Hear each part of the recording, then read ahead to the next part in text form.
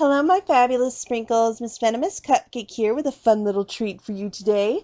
I decided to do the cheap art supplies challenge. I thought it would be very interesting considering I'm just a little bit spoiled when it comes to art supplies. But you really don't need Copics and Prismacolors and all this other fun stuff. You can really make great art with really the most basic supplies. So let's go over the stuff that I have. Okay. Um, First of all, I went yesterday and bought a couple of these things, and the rest of it I just kind of had handy. Um, this little set here is the Super Tip washable markers from Imagine.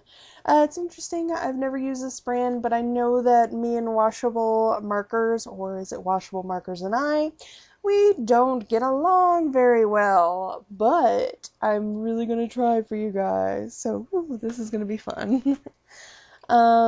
Colored pencils, again, same brand. These things feel really cheap, but when I tested them out to kind of get a feel for them, the leads were really smooth and really kind of nice. So, this is going to be fun too. And I got some glitter glue.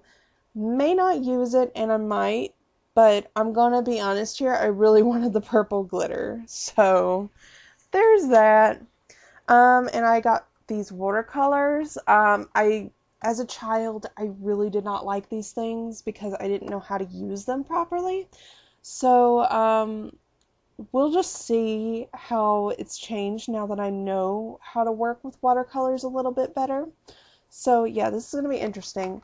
You'll note that I did not leave in that nasty plastic, bristle brush. I'm not using that, guys. Instead, I'm going to use a couple brushes from some cheap sets that I got at Walmart.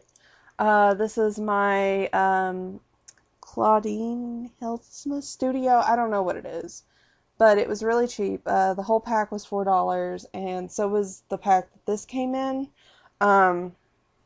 So yeah, this is just going to be my standard thing that I'm going to use for the watercolor, and this is going to be used for highlights because I have on hand Snow-White Apple Barrel paint. It is 50 cents, so it's not really expensive, and this is a very good acrylic brand for those who don't want to spend a lot of money on things.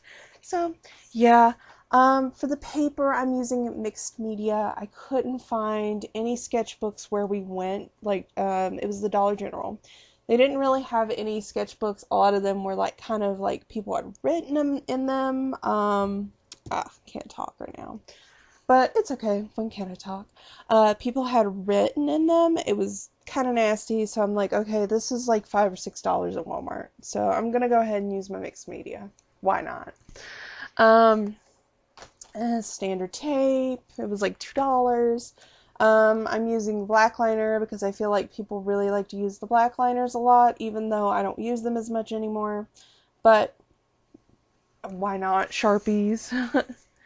For pencils, I'm going to use Ticonderoga with the little crazy things that you get all, I think I got these at the Dollar Tree. I don't know. Yay, erasers. And this ruler, I can't remember where I got it. I think Miranda gave it to me. This toothbrush that Miranda gave me, I think she got this from the Dollar Tree, and I like to use it to flick paint. So, yeah. A cup for my watercolor water. Good old Crayola crayons. I have the 96 set on hand right now. The smaller sets are perfectly fine too. So, yeah. And the little sharpener. Yeah, there's that. So that's what I'm going to use for this interesting challenge, you guys. I'm going to go ahead and let you go and start the speed paint. Hello everyone, Miss Venomous Cupcake here with the voiceover portion of this video, obviously. Anyway, I decided to do this drawing off camera because it took a lot of pressure off of me and allowed me to draw something interesting rather than something static and just well, uninteresting. I really wanted to do an entire illustration with these cheap supplies and I use a lot of the techniques that I normally use with my more expensive supplies so that it would be more genuine to people who are seeing this. What you're seeing here is an idea that came to me when I was walking to class, actually.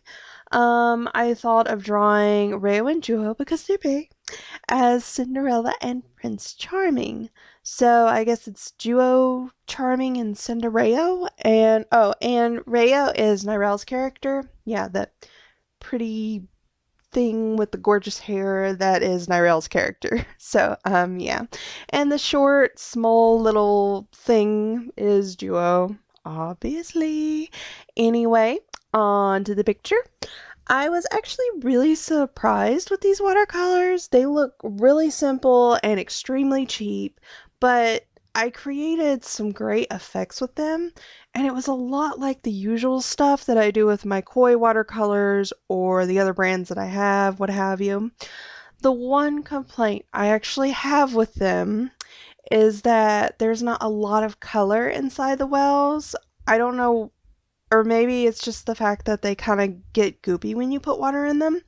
I had exactly one session with them, and I could already see the bottom of the plastic that the paint is in. But it's a good supply. I have no issue with it other than that. You get what you pay for sometimes. The markers, well, I really wasn't too surprised with them.